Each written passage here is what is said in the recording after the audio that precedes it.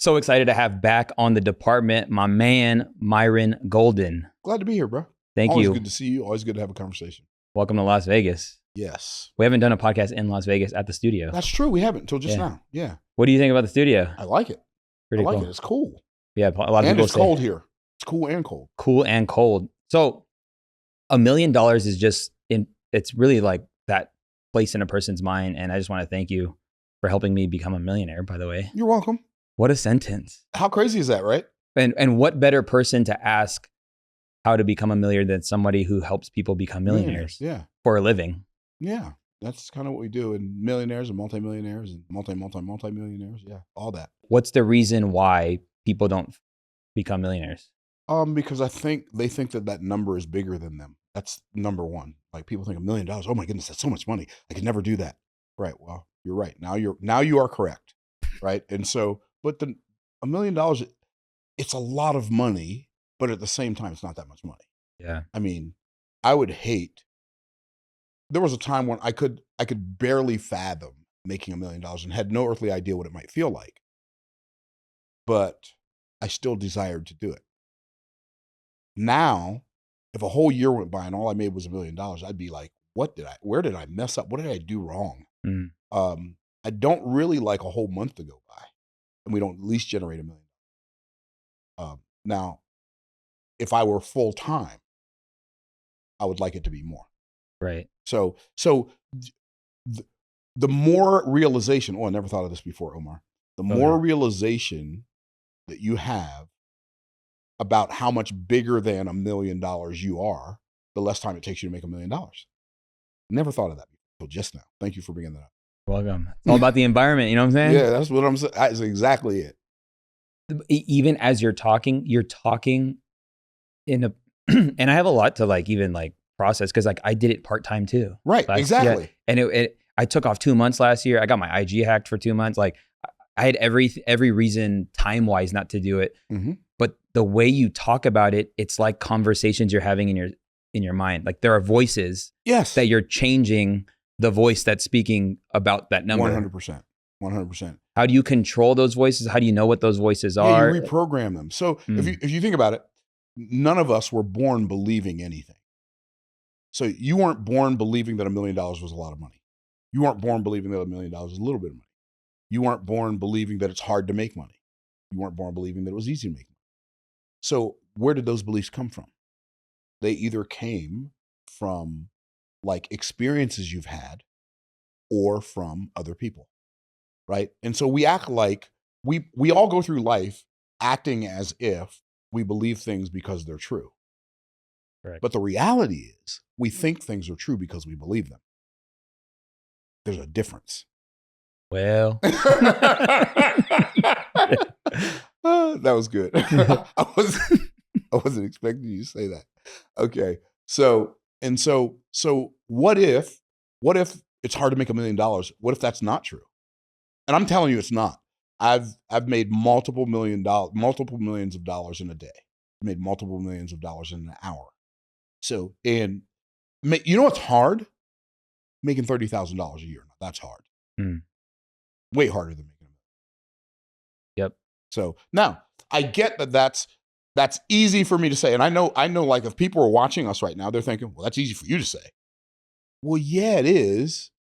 But it's just as easy for you to say. Now, it may not be as easy for you to be intimately aware of and intimately familiar with that idea, but you could just say it just as easily as I do. In fact, I would recommend everybody watching right now on YouTube, just go ahead and say it to yourself. Making $1 million ain't that hard. In fact, it's something I can do. What if you started telling yourself that story? Since the other story is a story either you made up or somebody made up and handed it down to you anyway. It's I would classify something like that like exposure therapy. When I was exposed. I really like that. I was exposed to the concept of 100K days, $1 million days from you, exposed to it. And once you get exposed to it, you're aware of it. And then you saw other people in our coaching program who were doing it, and you thought, you're no smarter than me. I mean, you didn't say that, but you thought it. I definitely did. Oh, bro, I met you in the morning. I said nobody's more gooder than me. That part. That's not a I didn't even know you were from Texas. So the reality is why would I endeavor to do a thing and then assign a level of difficulty to that thing before I even put my foot in the ring? That doesn't even make any sense. So I think the number one reason people don't make $1 million a year or a month or a day, whatever they're For YouTube SEO, right, $1 million in a year is where people are at, I feel like. For YouTube SEO, $1 million in a year is where they're at. What does that mean? That's an easier feat to more people. Oh, for sure. Until they clicked on this video and they heard it come out of your mouth that you made a few $1 million in an hour. But I have clients who've made a few $1 million in an hour. Right. So I've got this one business who I coached, and they were stuck at $1.2 million for 3 years. And then after they came through our training and they did an event, they had like their first event they did after this training, they did $1.2 million in an hour. Yeah. Right. So this is not just something I can do. Yep. It's just something that works for anybody who will work it. And so I think the second reason people struggle with getting to $1 million a year is because they don't do the math. And the math is really easy, but you got to do the math to get to the millions. Ayo. You got some. I'm like an MC. You got some of the funniest phrases, bro. Yeah. When you said Millie Whopper to me the other day, I was like, we were golfing. I was like, yeah, dude, I got a cool house. Like, thank you. Like, you helped me do this. Yeah. And it was a Millie Whopper. Like a Millie Whopper. I've never heard that phrase before in my life. You got some funny phrases, bro. Yeah. So for real. But yeah, making $1 million, like just go ahead and decide that you're not ever going to face anything in life that's bigger than you. You're going to face some things that are going to attempt to make you believe they are bigger than you. But don't buy the lie. It costs too much. Hey, that's so good. Where do you find the distinction between making the money part the goal and the becoming part the goal? To me, the ultimate objective of life is the becoming part. Like be, do, have. So if you will focus on the becoming, the doing will take care of itself. And if you will let the doing take care of itself, the doing will take care of the having. Like everybody desires to have more, better experiences of life, whether they be financial, relational, health, whatever, right? Energy, good feelings. Everybody desires to have better experience of life. But in order to have a better experience of life, you have to do better execution in life. Yep. In order to do better execution in life, you have to be a better essence in life. And so being is the seed. That's the root system, be. The shoot system that comes up out of the ground, that's do. That's the trunk of the tree. And the fruit system is the part you have. That's the have part of the tree. So be, do, have. Root, shoot, fruit. The same thing is true for human beings. The problem is we don't spend enough time becoming when nobody's watching, so that when people show up and look at us, we're not worth looking at. Does that make sense? Yes. Ish. Yeah, you have this thing that I give you credit for because I repeat it a lot. About how, say more. No. Yeah. No, hopefully my attorneys are watching this. No, I'm just kidding. No, it's the Abraham Lincoln, prepare yourself and perhaps your time will come. Myron Golden says, prepare yourself or not. Your time's coming whether you prepare yourself or not. Yeah. And I'd rather be prepared when your time comes. Exactly. Yeah. Because if you don't prepare yourself and your time comes, life will expose you. But if you do prepare yourself when your time comes, it will reveal you. What are some things people can do to be preparing and to become a person? ABL, always be learning, always be growing. Like always be learning. Like how can you afford to go through such a magnificent life and not be curious about everything? Right? Like everything. Be more easily fascinated. Unlock your inner child. Like start asking, how does this work? I wonder how that works. I wonder how this works. Start taking things apart and putting them back together just for the fun of it. And I think you'll be blown away how much amazingness you can discover if you'll just become more curious. So we were on our way here and we had a mastermind in the sky with some of my VIPs, right? And I was talking about why people create content and nobody watches it. Like, what? Like, how do you get thousands of views and tens of thousands of views in the first 24 hours? Well, you have to be more interesting. Now that's easy to say, right? You have to be more interesting. Well, how can I be more interesting? Stop trying to be interesting. That's how you're more interesting. People who try to be interesting are boring. I just want to tell you about me and all my cool stuff and all the cool stuff I've done. And you're like, oh boy, if I could just get away from this person, right? So you don't become more interesting by attempting to be more interesting. You become more interesting by being more interested. Bang. Interested in what? Interested in like how stuff works.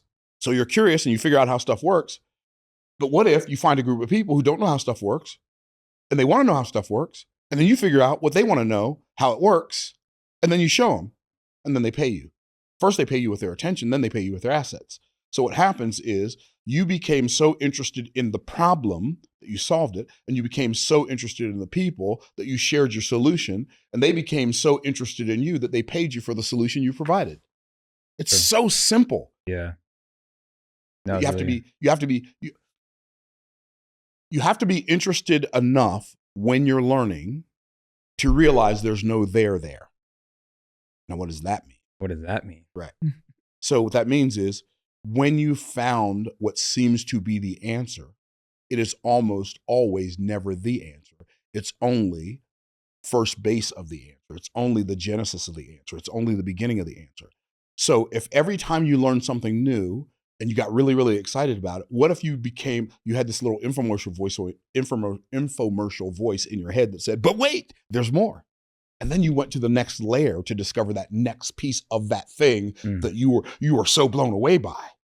So then what happens is you can start, when you stack the level of intention and intensity with which you are interested in a subject, when you learn those layers, now you can stack layers of epiphanies. I keep hitting your microphone. No, you're good. You can stack layers of epiphanies for the people that you're sharing stuff with. Yep. And they're like, you just melted my brain. Right. But most people aren't interested in going that deep. So they find something on the surface and it's really, really cool. And it's something they never thought about before. It's something other people never thought about before. And then you share that with people and they get really, really excited and they come back for more, but there's no more because you thought that was all there was. And so you didn't look any further. Yeah. Does that make sense? It makes total sense. Sometimes I just wonder if it's my personality, because like what you're talking about is things to do when no one's watching. Exactly. But when no one's watching me, I'm literally on YouTube learning. Me too. And my Instagram feed is business advice. Me too. I'm in a perpetual state of being learning a student. And growing. Yes. And I don't. The success of this podcast is purely my curiosity on display. Mm-hmm. And actually people appreciate because like a student, you can't have pride and be a student. Right. You have to be humble. Be more interested in learning than you are interested in people knowing how much you know. Stop attempting to be impressive and be impactful by being curious and interested. So good. So last night you spoke and you taught on the Millionaire Fast Track. What is the Millionaire Fast Track? Well, first of all, the Millionaire Fast Track is based on a principle, the first financial discovery of my life. And that is that it's easier to make a lot of money in a short period of time than it is to make a little money over a long period of time. Now, if that's true, and I know it's true. I know it's true. Yes. Exactly. Right. You. Right. Yeah. Right. But when you first hear it, you want to believe it's true, but you don't know how. Right. You're like, that sounds really, really good. I'd like to believe that, but I don't know how, because everything that I've experienced so far in my life tells me that making a little bit of money is hard. So making a lot has to be a lot harder. Right. Actually, making 10 times more money is 10 times easier than making the amount of money you're making now. Now, I know that I could just be saying words right now. You're breaking brains. Yeah. Right. But what we're really breaking is we're breaking old beliefs, and those old beliefs are in the Bible, they're called strongholds. And a stronghold is a wall of protection that we build around a lie. It's like a fortress that we use to protect the lies we believe. Right. And people don't even realize that they are living in the bondage of their own brain. Okay. Right. And so it's easier to make a lot of money. And regardless of whatever the maximum amount of money I've ever made in a short period of time, it was always easier making that amount in a shorter period than it was making that amount in a longer period. And like, I don't set goals. So I don't have a goal to become a billionaire or Right. I want to make more money than anybody in the world. I don't really care. I know the money is the byproduct. So that's not my objective. That's just the byproduct. And I like making a lot of money because it gives me way more choices about everything. Money's awesome when it is the byproduct too. Exactly. If it's not the byproduct, then it's kind of like, it hurts. Right. Well, because if you think money is the objective and then you get money and then you still don't feel fulfilled, now you're like, well, what am I missing? Well, you're missing the fact that money's the byproduct. It's not the objective. I mean, it's an objective of business. Don't get me wrong. Like I could, the stuff that I teach people and they pay me $40,000 an hour for, I could teach them for free. I'm just not going to do that. Yeah. I'd just assume they not know. Yeah. Right? If it ain't worth it to you to learn it, it's not worth it to me to teach it to you. Anyway, so it's easier to make a lot of money in a short period of time than it is to make a little money in a long period of time. Now, if that's true, then maybe you'd like to make the same decision that I made in 1999 when I discovered this principle. And that is, if it's true, and I believe it is, that it's easier to make a lot of money in a short period of time than it is to make a little money over a long period of time, then I am no longer willing to look at or for the hard ways to make a little bit of money. I'm going to ignore all of them. And I'm only going to look at, and I'm only going to look for the easier ways to make a lot of money. And so because that's as far as a financial quest, that's the financial quest that I have been on since 1999, discovering how to make more money more easily. Now, I know that sounds like, but why would you want to make it more easily? Because that's how life works, right? And if that's how life works, why would I want to make it work a different way? I'm not going to change principles, right? The principles do what they do. Principles are God's automation. It's not going to change just because I don't like it. Right. So now, if something is a hard way to make a little bit of money, and what's a little bit of money is going to be determined by whose perspective it's coming from. Like, people come to me and say, "Hey, Myron, I got a great way we can make a couple $100,000." I don't want to have that conversation. I don't care. I don't need a couple $100,000. And the conversation that we're going to have, let's say somebody says, "Oh, I've got a great idea. I've got a great idea for you. You can make $10,000 a month." I don't want to talk to you about your $10,000 a month idea. I don't want to talk to you about your $50,000 a month idea. I don't care.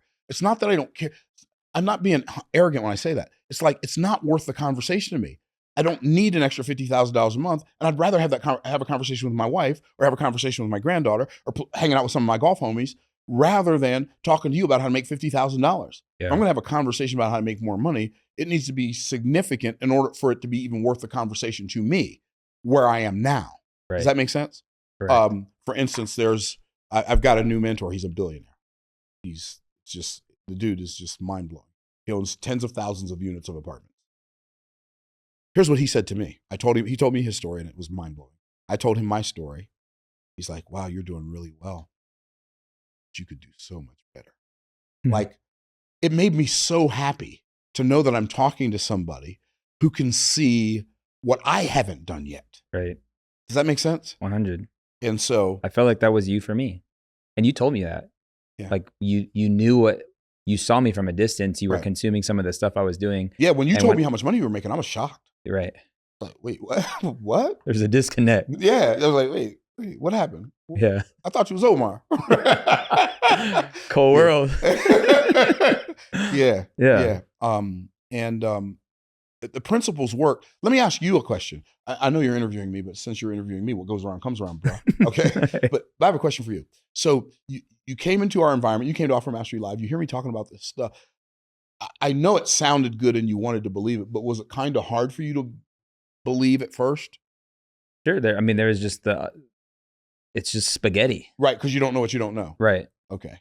So how did you get past the conversation that you were used to having in your head to allow yourself to receive something that was, for the lack of a better word, so foreign to your way of thinking that, you had to intentionally make it make sense? Well, not even make it make sense, make yourself do it until it made sense, probably. Correct. I mean, it was probably just a deeper knowing that there was more for me. And by that more, it didn't mean do more. Right. So I think your 1999 revelation of, it was like, I made $6,200 in 1 week. And yeah. I was like, what? It's easier to make more money in a It short was the period of easiest time. thing I'd ever done at that point. I have a very similar revelation or pursuit Mm-hmm. in my entrepreneurial journey. I've always asked myself the question, how can I do less without compromising the quality? And that is a great question. In any process. Can we do less and not compromise the quality? See, okay, so I wrote Boss Moves, right? Yeah. Okay, so BOSS is an acronym that stands for Business Optimization Success Secrets. And so that question that you're asking is an optimization question. Right. It's how can I optimize this process so I get the maximum output for minimal input without sacrificing quality? That's so good, bro. And so seeing people that were my age, younger than me, even like I said, not as good as me in my lane. Right. I'm like, dude, I could do. If they can do this, I know I'm fixing to get rich. Right. Right. There's a trigger word I have now that I realize as a coach, like and you're a true bread and butter coach. And there are some people that are coaching because it's a good idea, but not because they're good at coaching. But is when I hear the word hard, it's like, whoa. Yeah. What's hard about that? And you really unpack it. It's like, you just told yourself it was hard. Right. 100%. And so you need somebody like your billionaire mentor to tell you. Yeah, you're doing good, but bro, you leaving a whole lot on the table. Yeah. Yeah. Yeah. It's so, none of it, it's so simple. Here's what's crazy. Here's what's crazy about every level up that I've had in my life. Once I leveled up and experienced the new level of whatever that was, it was always using skill sets that I had before I leveled up. So the thing that's stopping you is not a lack of skill set, probably. The thing that's stopping you is a lack of mindset. And so when I say mindset, I might just be talking about awareness. So I don't know if I've ever shared this with you or not, but all the transformation that all your people on YouTube are looking for right now, transformation is a process. And the process of transformation goes like this. Awareness. You become aware of something that you were unaware of. You were totally blind to it. It was a total scotoma, right? It was a blind spot. So awareness, intention, which means now I'm going to do something about this new awareness. Decision is not like a choice. Decide. Latin root, de, of, or from, side, to cut. So now I'm cutting myself off from any other possibility. It's not like I'm going to try. I'm going to try. No, I'm not going to try. I'm doing my best. It's not that. It's I am going to do this or I am going to die executing. But I am not going back down, right? So awareness, intention, decision, and then discipline. And discipline is when you do what you're supposed to do, when you're supposed to do it, the way you're supposed to do it, and you do it that way every time you do it. And that when you put those four components together, transformation is inevitable. Hey, department fam, wanted to take a brief break from this conversation. I hope you're enjoying it as much as I am. And the first thing I wanted to talk about is that, did you know that 75% of the people that watch this podcast on YouTube actually aren't subscribed, which is a high chance that you're not subscribed. So number one, I want to say thank you for listening or watching the podcast. And number two, if you can hit that subscribe button, that would be amazing. The second thing is, if you are an entrepreneur, content creator, or somebody looking to make money online, I want to encourage you to come to this online event called the Content to Cash Challenge. This is a special 5-day event that's going to give you access to the system I use in my business to make multiple 6 figures with my content. If you've been desiring to either get your business and brand more exposure, grow a YouTube channel, whatever it is when it comes to video, I would encourage you to jump into the Content to Cash Challenge. We'll be sure to post the link to the challenge down in the show notes or the description. And I want to encourage you to jump into the VIP experience. This will give you access to a 1-hour Q&A call every day of the challenge. This will guarantee myself to answer a personalized question you may have. So I'll see you on the Content to Cash Challenge. Now let's jump back into the conversation. Dude, appreciate that. Can we? I have my inner circle on the call. Has this been fire? YouTube, What's inner circle. Let's take a couple questions. By the way, this Art, can you see that package real quick? If it says it's from Chris, I need to open it, and I feel like I need to open it in front of you because this would be real cool. I think Chris. Is it from Chris Ward? Oh, it's never mind. It's from LaCroix. Dang it. Dude, one of the guys on my inner circle sent me a book, Miles Monroe, signed by him. Wow. And it's stuck in the ether. Boo. I know. But he has his hand up. Chris, go ahead and ask Myron a question. Let's do this. And we got like 10, 15. Cool.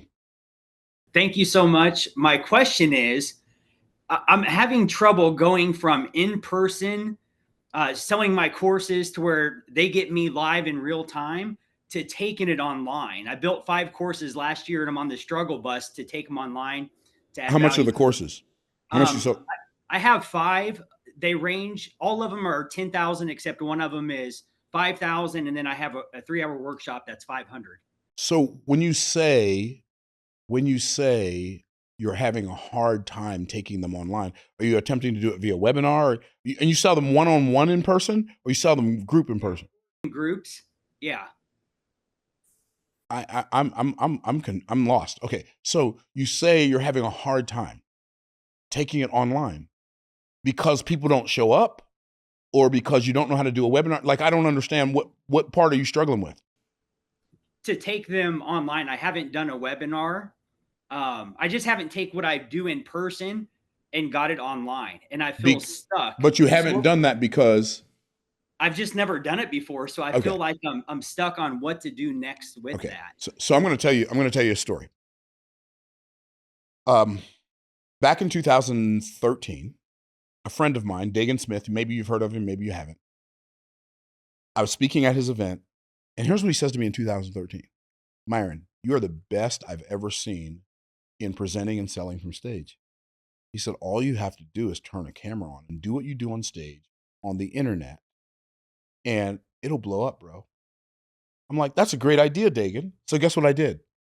I proceeded not to do it for another 9 years. No, not 9 years.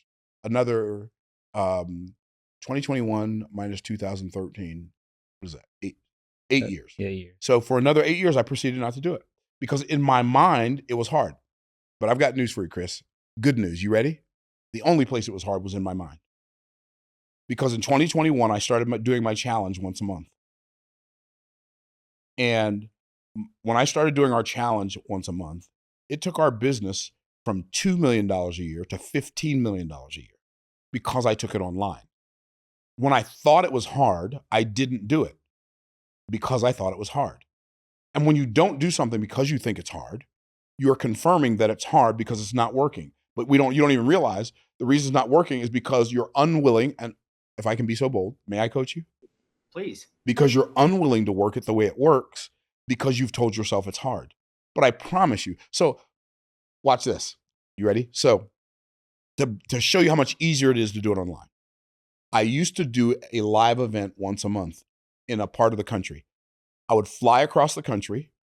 I would get anywhere from 15 people to 150 people in a room. I'd teach them for 2 whole days.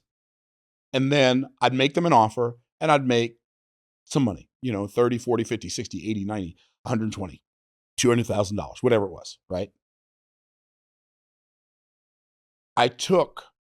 So we'd leave on Thursday afternoon. So Thursday afternoon, we'd go all day Friday from 9 a.m. in the morning to 9 p.m. at night, go all day Saturday, 9 a.m. in the morning, 9 p.m. at night. We come back Sunday afternoon.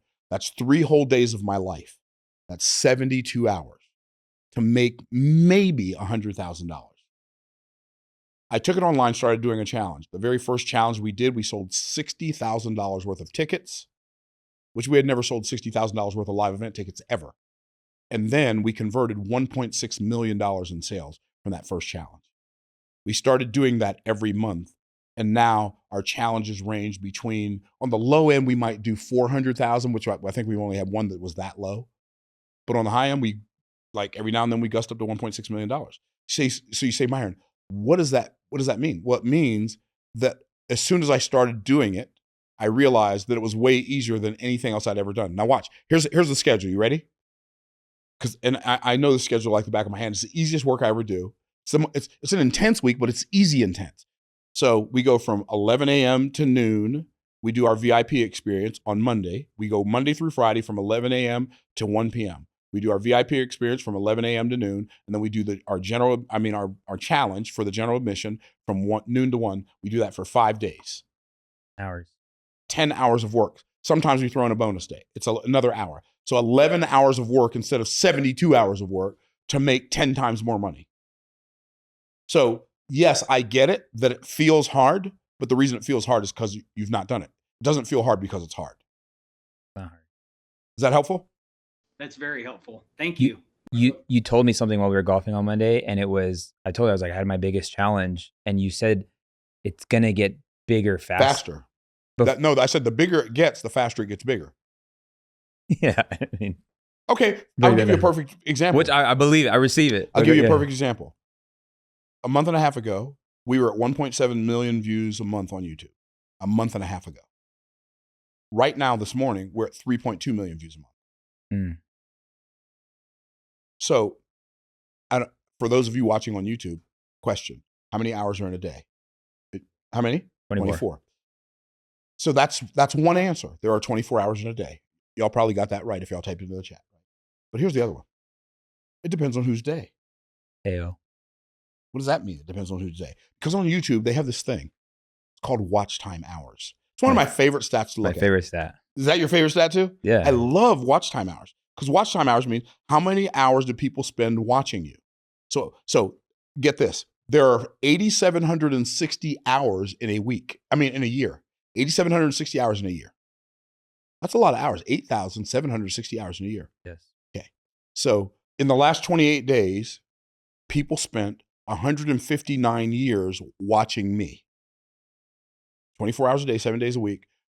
159 years of watch time in the last 28 days. I'm sorry, that's in the last 28 days. Yeah. 159 years of attention. That's insane. That's crazy town. Okay, but that's cool. But watch this.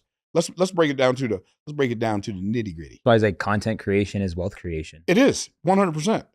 People spent 9.9 years watching me yesterday. Now you say, why is that important? Because people will pay you with their attention long before they pay you with their assets. If they're not paying attention to you, they ain't gonna pay you. Period.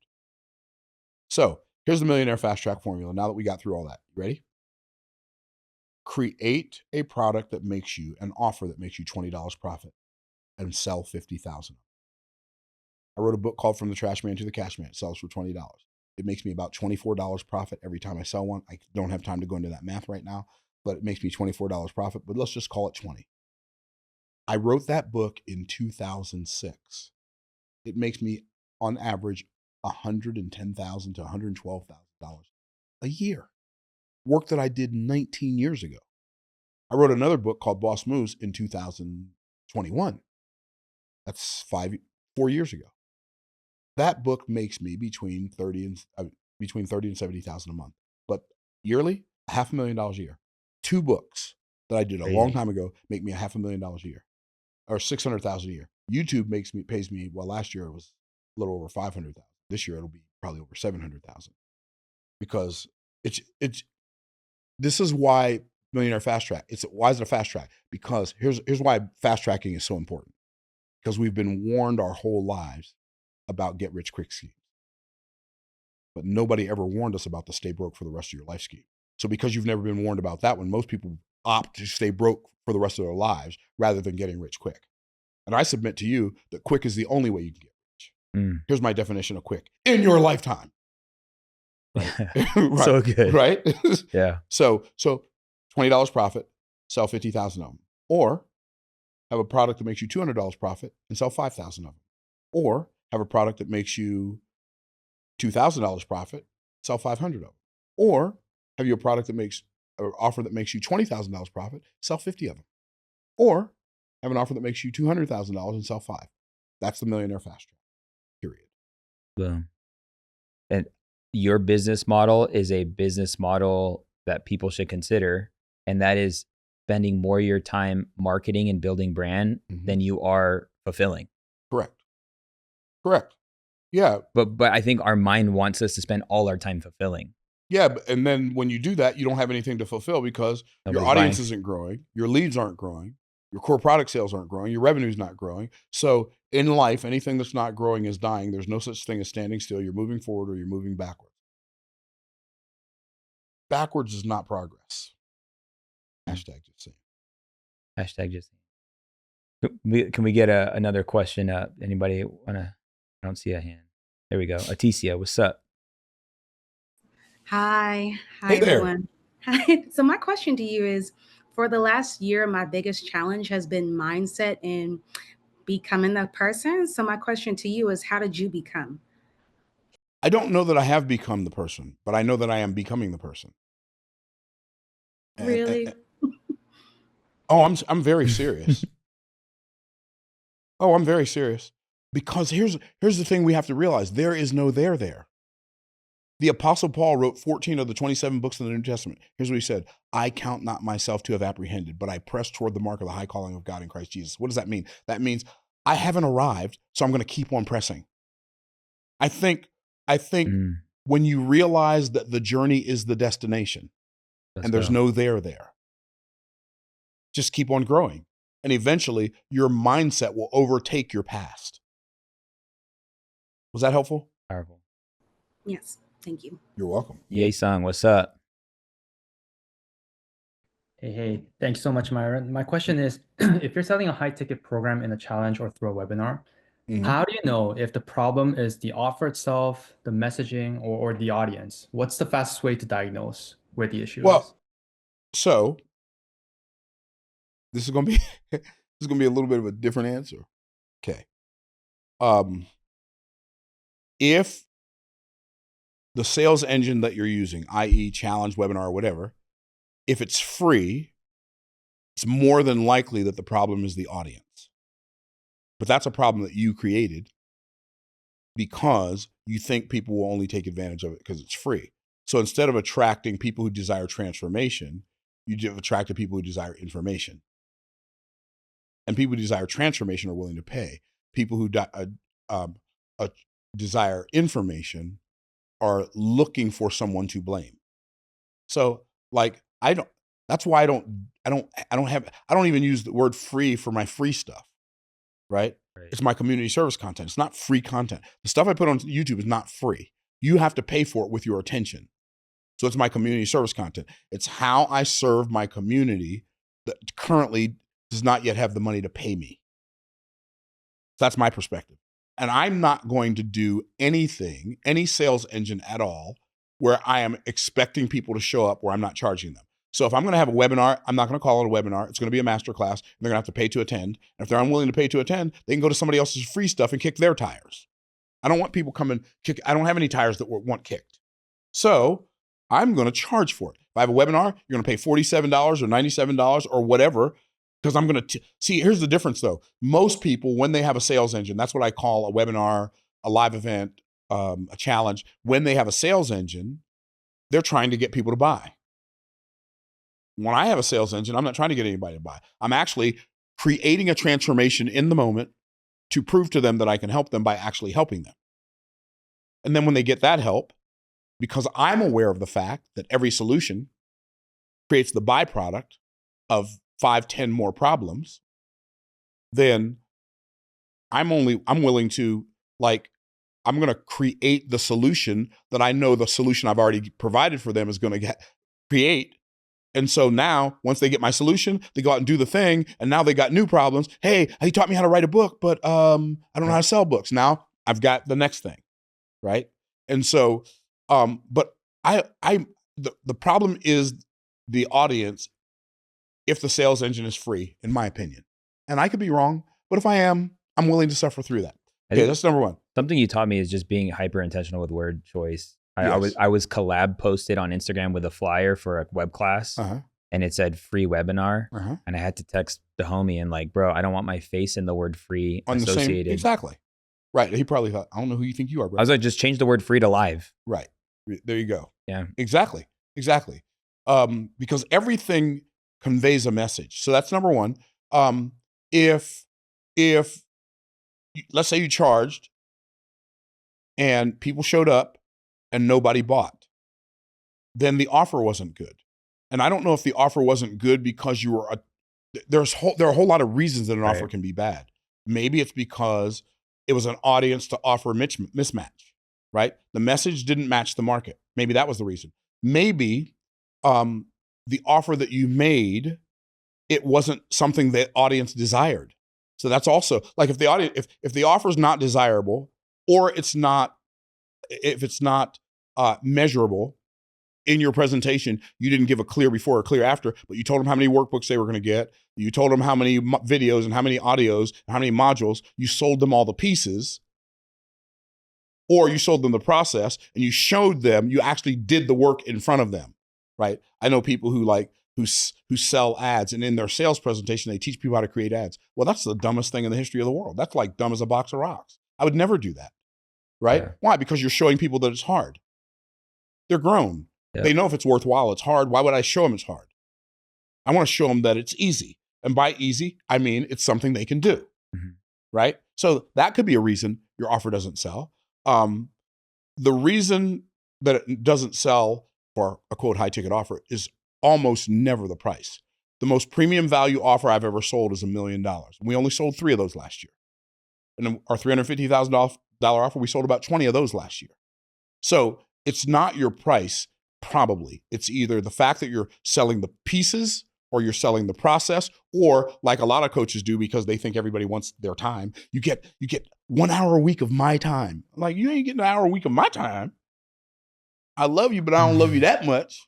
An hour a week? An hour a month. We have a $55,000 coaching program that you're in, right? Yeah. You don't get an hour a year of my one-on-one time, right? It's not part of the program. I don't do it one-on-one for $55,000. No, thank you, right? But because that's not what I'm selling. The difference is I'm not selling the pieces. I'm not selling the process. I'm not selling my person. I'm selling the payoff. This is what you can't do now. Yep. Pay me this money and do what I tell you to do. And this is what you'll be able to do when we're done. People say, Myron, what do you do? I'm a consultant. They say, what's that? Well, when I used to have a job, people paid me so they could tell me what to do. Now I'm a consultant. People pay me so I can tell them what to do. Yeet. I cracked myself. That was good. India, what's up? Hey, Myron, nice to meet you. Nice to meet you. I'm okay. So my question is a little bit different. I like what you said about the always be learning. And I really like this dynamic. You never get to see your mentor's mentor. So I think that's a really good dynamic. interesting. So I guess my question is, what strengths do you feel like that you brought out of Omar? That's my question to you. What strengths do you feel like you brought out of Omar? And also, what do you think your strengths are that you bring out to your mentees in general? Like, what is your top 3? What did you see in Omar? Yeah. So first of all, he was already doing stuff that worked. And I knew it worked because some of the stuff he was doing, I do. Right. But one of the things I know about most entrepreneurs, period, this is not Omar, this is almost all entrepreneurs I've met, they are under monetized. They don't charge enough. They don't charge enough for the transformation because nobody ever taught them how to calculate value. Right. And so that's one of the things that I share with Omar, right? How to calculate, I know somebody that has a podcast that's growing very similar to mine. Yeah. And they're struggling. Right. And they're struggling because people struggle because they don't believe in their own the transformation that they can create. I know, like, now I might be wrong, but I am never in doubt. I know we can create a transformation of it. Right. And that comes by you get belief by actually getting people results. Right. That'll feed the belief. Right. And I've seen enough people do the stuff. In fact, I've had people succeed before I started charging them accordingly. Like, y'all probably heard of Dan Locke, right? So Dan Locke was one of my students. He bought my speaker training back in the day, and he had $1 million day. He was the first person who I ever coached that had $1 million day using what I taught them. I'm like, oh, I'm not charging enough. Dang. Right. He called me and he's like, we had a call afterwards, and he said, Myron, do you teach people how to tell stories? Like, do you do one-on-one coaching? I said, yeah. He said, how much is your coaching? I said, $5,000 an hour. He said, okay, great. I just sent you $40,000. I want 8 hours. And I was like, oh no, I just sold 8 hours of my life for $40,000. This will never happen again. That day, before I got off that Zoom call, I raised my price to $25,000 an hour. So it was the fact that people were having the transformation, and it wasn't just a little itty bitty teeny weeny yellow polka dot bikini transformation. It was like the real deal Holyfield transformation. Right. And these people were having these, like, somebody says, if you can teach me how to make $1 million, I'll pay you $5,000. Like, the only thing that would come to my mind is get out of my face. Right? That doesn't make any sense. You don't understand the value of what you're asking for. So you're not even ready for the transformation yet. Does that make sense, India? I think Yeah, sometimes that makes people sense. sell like a skill, Mm-hmm. and I think they have a hard time making it the skill a transformation. Right. Or- Well, but the skill's not the transformation. People are used to selling their time. And because they're used to selling their time, and let's say they made $25 an hour and they would have liked to have made $50 an hour. So they start selling their time when they come into entrepreneurship because they think that entrepreneurship is selling your time for more money, but it's not.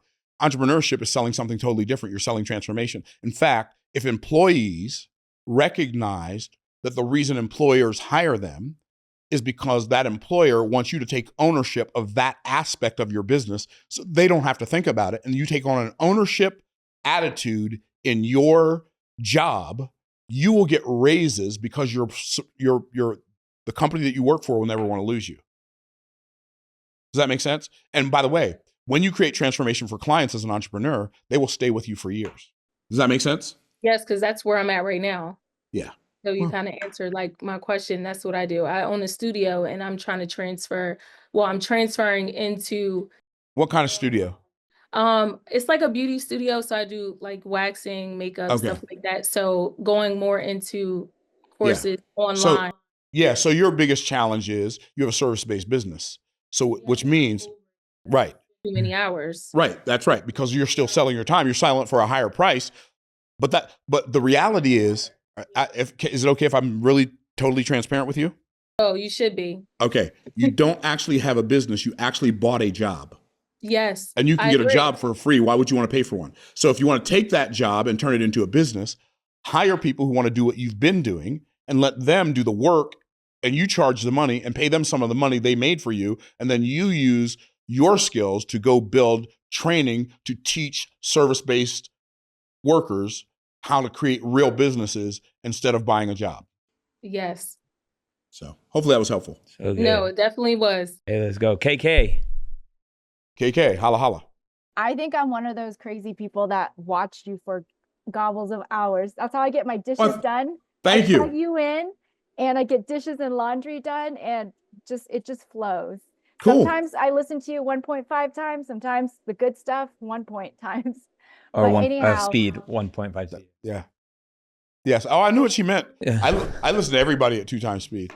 yeah, But and anyway, you just I get train yourself, right? And just Right. everything out of your mouth is a value bomb. So Thank you. what is the topic that I should hone in if I'm in healthcare, health, wealth, and happiness? And so creating a course when you don't have any presence. So here's what you do. So like it sounds like you've got a degree in something. I'm a pharmacist. Yep. Okay. So the people who struggle the most in entrepreneurship are the people with the most education. Because when you go and get educated, you pay a lot of money for that. And so the people that you get your education from, they want you to feel like that money you spent was justified.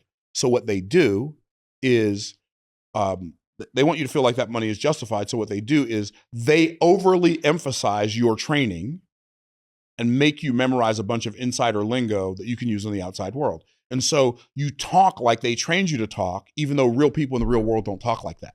And so when you're telling people what you can do for them, nobody knows what you mean. But if they say, I don't know what you mean, they're confessing to you that they're stupid. So here's what I'm going to recommend that you do. When you're creating a transformation for people, convey it in 3rd grade language.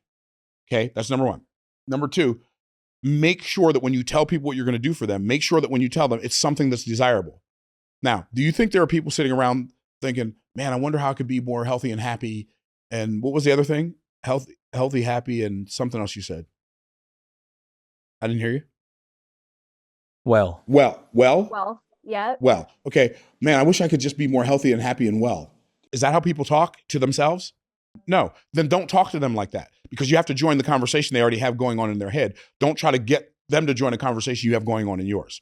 So instead of that, then ask yourself the question, is this, hold on, I need to give this to somebody on my team. Can somebody figure out what's going on with this Uber thing? Because it's not making any sense to me. It's saying the same thing. And I'm tired of looking at it. Dude's doing right? donuts. Okay. So make sure that when you tell people what you can do, first and foremost, most important aspect of the transformation you create, it must be desirable. And by desirable, I don't mean something you desire them to desire. I mean something they desired before they knew you existed. Right? So it has to be somebody thinking, I wish I could, and then you fill in the blank. Okay. Number two, it needs to be measurable. There needs to be a clear before and a clear after. If there's no clear before and they're clear after, they're never going to pay you. Why? Because they're paying you with a measured amount of money. Therefore, if the transformation is not measurable, it's not worth it to them to pay you. Does that make sense? And then it needs to be stateable in a soundbite at a 3rd grade level. When you can tell people what you do like that, then people will buy from you. For instance, Myron, what do you do? I'm a consultant. I teach authors, speakers, coaches, agency owners, and other high-level entrepreneurs how to create, convey, and convert premium value offers better than any coach in the industry. In fact, while other coaches are attempting to help their clients have 6- and 7-figure years, we're actually helping our clients have 6- and 7-figure days. Okay, now, is there anybody here who didn't understand that? Well, no, everybody understood that. Now, all you have to do is ask yourself the question, while other people are having a 6- and 7-figure, trying to have a 6- and 7-figure year, would I like to have a 6- and 7-figure day? Yes, I think I'll go with Myron. That's how you have that kind of conversation. Does that make sense?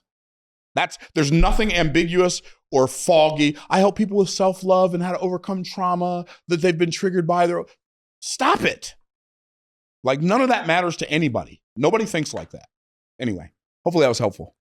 Myron, thank you so much. Thank you for blessing the people. Thank you for blessing me. Absolutely my pleasure. Appreciate y'all. Hope y'all can feel the love we got for you. We got love all up in our hearts. Yeah. Good stuff. All right, brother. Thanks, Omar.